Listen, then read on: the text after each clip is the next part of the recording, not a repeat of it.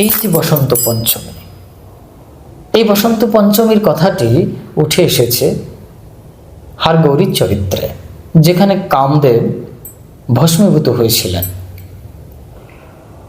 প্রেম সৃষ্টি করতে চেয়েছিলেন, নিষ্ক্রিয় পরব্রহ্ম ভগবান সদাশিব শঙ্করকে জাগ্রত করতে চেয়েছিলেন, গৌরীর সঙ্গে বিবাহের জন্য বা গৌরীর সঙ্গে মিলনের চেষ্টা করেছিলেন। কিন্তু স্বয়ং দেবাদিদেব নিষ্ক্রিয় নিরঞ্জন পরম ব্রহ্ম তার ব্রহ্ম তেজে, সহজ কথায় এই ত্রিনয়নাগ্নিতে ভস্মীভূত হয়ে গেলেন, রুদ্রা অনলে ভস্মীভূত হয়ে গেলেন কামদেব।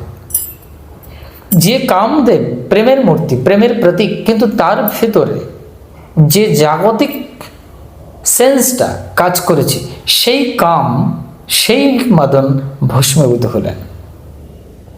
এই জন্য শ্রীকৃষ্ণ মদন মোহন, যিনি মদনকে মোহিত করতে পারেন তিনি শ্রীকৃষ্ণ। এই জন্যে ভগবান শিব শঙ্করের চরিত্রে এটাই বেরিয়ে এসেছে, কারণ আমরা জানি হরি এবং হর অভিন্ন।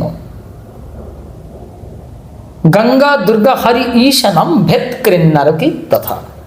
গঙ্গা এবং দুর্গাতে, হরি এবং হরে যারা ভেদ করে তারা নরকে পতিত হয়। এই জন্য আমি একটু মাঝখানে এখানে বলে দিলাম, এটা বৃহদ্ধর্ম পুরাণের কথা, আরো অন্যান্য জায়গা আছে। তো সেখান থেকে দেখতে পাচ্ছি যে পরমেশ্বর হর সদাশিব শঙ্কর তিনি বিকৃত কামকে ভস্মীভূত করলেন, জাগ্রত হলো উৎকৃষ্ট প্রেমের। কিন্তু যখন হরগৌরীর মিলন হলো, তখন রতি অর্থাৎ কামদেবের স্ত্রী তিনি বর প্রার্থনা করেছিলেন তার স্বামীকে ফিরিয়ে দেওয়ার।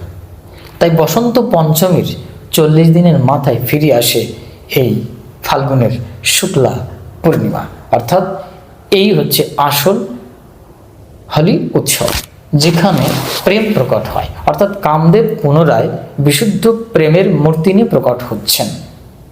তার মানে এখানে আমরা একটা জিনিস দেখতে পাচ্ছি যে হোলিকাকে দহন করা হয়েছে, পুড়িয়ে দেওয়া হয়েছে প্রহ্লাদ মহারাজের মাধ্যম দিয়ে, যাই হোক না কেন, তারপরে আসছে এই হোলি উৎসব। শিবের চরিত্রে, ভগবান শিব শঙ্করের চরিত্রে, সেটা আমরা কামদেবের মাধ্যম দিয়ে জানতে পারছি।